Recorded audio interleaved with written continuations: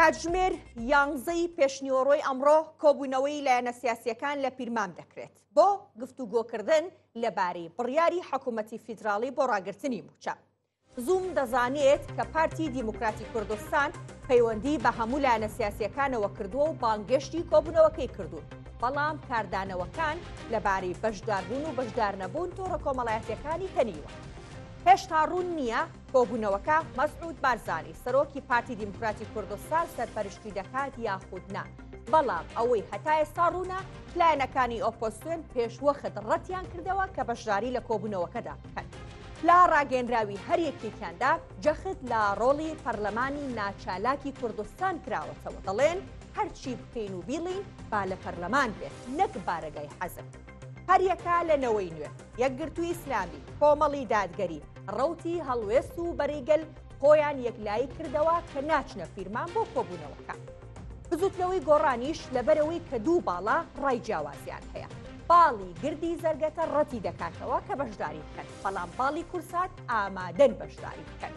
یەکێتی نیشتیمانی کوردستانیش کە دووەم گەورەترین هێزە هەڵوێستی تاریک و لێڵە، نە بە چاک و نە بە خراپ قسەی لەسەر ئەم کۆبوونەوەی نەکردووە، بەڵام بە خوێندنەوەیەکی خێرا بۆ هەڵوێستی ئەم حیزبە دەچێتەوە بۆ پیرمان، لەبەرەوەی هەڵوێستی یەکێتی و تۆنی دەنگی سەرۆک و بەرپرسەکانی لە دوای هەڵبژاردننی پەرلەمانی کوردستانەوە بەرامبەر بە پارتی گۆڕاوە، پشتیوانی دیار و ئاشکرای کار و پرۆژەکانی پارتی دەکەن. بۆ نمونە پرۆژەی ڕووناکی و هەژماری من لە کاتێکدا پێش هەڵبژاردن هەریەکە و لە دۆڵێ لێیان دەڕوانی.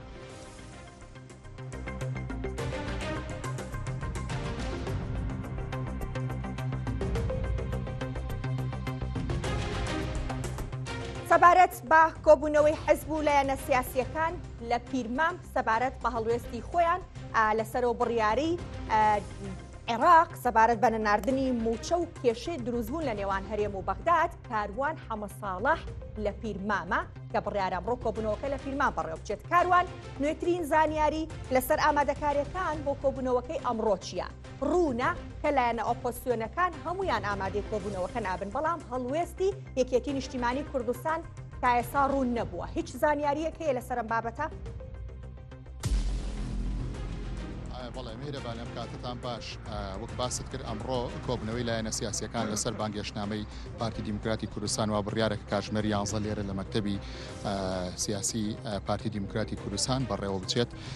لە ئێستادا ئەوەی کە دەیبینن ئەوە دیمەنی ڕاستەوخۆی مەکتەبی سیاسیە، تاوەکو ئێستا هیچ لایەنێکی سیاسی نەگەیشتۆتە ئێرەوە سەردانی بارەگای مەکتەبی سیاسی پارتی دیموکراتی کوردستانیان نەکردووە. ئەوەی کە جێگەی باس بێت میهرەبان ئەوەیە کە لایەنەکان وەکو ڕوونە لایەنە ئۆپۆزسیۆنەکان پشتڕاستی ئەوەیان کردێتەوە کە بەشداری ئەم کۆبوونەوەی ناکەن، چونکە ئەوان پێیان وایە کە دەبوو ئەم کۆبوونەوەی لە ڕێگەی پەرلەمانی کوردستانەوە بێت و پەرلەمانی ئێستا کارا بێت و کابینەی نوێ لە ڕێگەی پەرلەمانەوە بتوانێت کۆدەنجیەک یەک بخات ڕێک بخات بۆ ئەوەی کە بڕیاری سەرجەم لایەنە کوردستانیەکان و لایەنە سیاسیەکانی هەرێمی کوردستان لە ڕێگەی پەرلەمانەوە ئاڕاستەی حکوومەتی فیدراڵی بکرێت.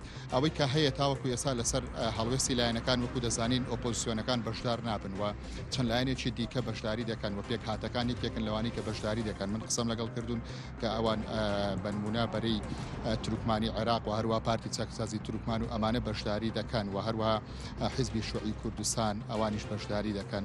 بەڵام سەبارەت بە یەکێتی نیشتیمانی کوردستان تاوەکو ئێستا هەڵوێستەکە ڕوون نییە ئاخۆ بەشداری دەکەن یاخودنا و ئاخۆ لەسەر ئاستی باڵا دەبێت یاخودنا. بەڵام ئەوەی کە دەست من کەوت بێت وەکو زانیاری ئەمڕۆ کۆبوونەوەکە لێرە لە پیرمام لە مەکتەبی سیاسی پارتی دیموکراتی کوردستان لەسەر ئاستی باڵا نابێت، تەنیا لەلایەن دەستەی کارژێڕی مەکتەبی سیاسیەوە پێشوازی لە میوانەکان دەکرێت و چاوەڕێ دەکرێت کۆبوونەوەکە لەسەر ئاستی سەرۆکایەتی نەبێت وەکەوەی کە باس دەکرا کە مەسعود بارزانی سەرۆکی پارتی دیموکراتی کوردستان سەرکردایەتی و سەرۆکایەتی ئەم دانیشتنە بکات و ئەم کۆبوونەوە بەڕێوە بات. تاوەکو ئێستا ئەوە ڕوون بۆتەوە کە مەسعود بارزانی ئەم کۆبوونەوەیە بەڕێوە نابات و لەم کۆبوونەوەی بەشدار نابێت، تەنیا دەستەی کارژێڕی مەکتەبی سیاسی پارتی دیموکراتی کوردستان لێرە پێشوازی لە میوانەکان دەکەن و هەروەها حیزبەکانی دیکەش بەشێکیان ئەوانەی کە بەشدار دەبن لەوە دەچێت لەسەر ئاستی باڵا بەشدار نەبن. بە نمونەیەکێتی نیشتیمانی کوردستان من زانیاری وەرگرتووە لەسەرەوەی کە باسەوە دەکرێت ئەمە تەنیا پشڕاز نەکراوەتەوە دەنگۆی وەکو زانیاری وەرمگرتەوە کە هیچ کام لە قوبات تاالبانی و هەروە بافڵ تاالبانی لە کۆبوونەوەی ئەمڕۆی پیرمان بەشداری ناکەن تەنیا لەوە دەچێت ئەوانیش کارژێڕی دەستەی کارژێڕی حیزبەکە بەشداری بکەن و بێن لێرە لەگەڵ دەستەی کارژێڕی مەکتەبی سیاسی پارتی کۆ ببنەوە وەکو باسیشم کرد بەشێک لە لایەنە ئۆپۆزیسیۆنەکان ئەوانە بڕیاری خۆیان زوو دوێنێ یەکلایی کردوەوە کە بەشداری ناکەن تەنیا ئەوەی ماوەتەوە بەشێک لە لایەنە سیاسیەکانی دیکەیە بە نمونە بزوتنەوەی پەیوەندی ئیسلامیە و هەروەها حزبی شوعی کوردستان سۆسیالیست دیموکراتی کوردستان پارتی دیموکراتی کوردستان یەکێتی نیشتمانی کوردستان بەرەی تروکمانی عێراقی و هەروە پارتی چاکسازی تروکمانی ئەمانە ڕوونن کە ئەمڕۆ بەشداری ئەو کۆبوونەوەیە دەکەن و لە ئێستاشدا دەستەی ڕێکخستنی دەستەی کارژێڕی بڵین مەکتەبی سیاسی پارتی دیموکراتی کوردستان لە چاوەڕوانی هاتنی میوانەکاندن چاوەڕە دەکرێت کە ئەوانی بەشدار دەبن کەمێکی دیکە بگەنە ئێرە دەستخۆش کاروان.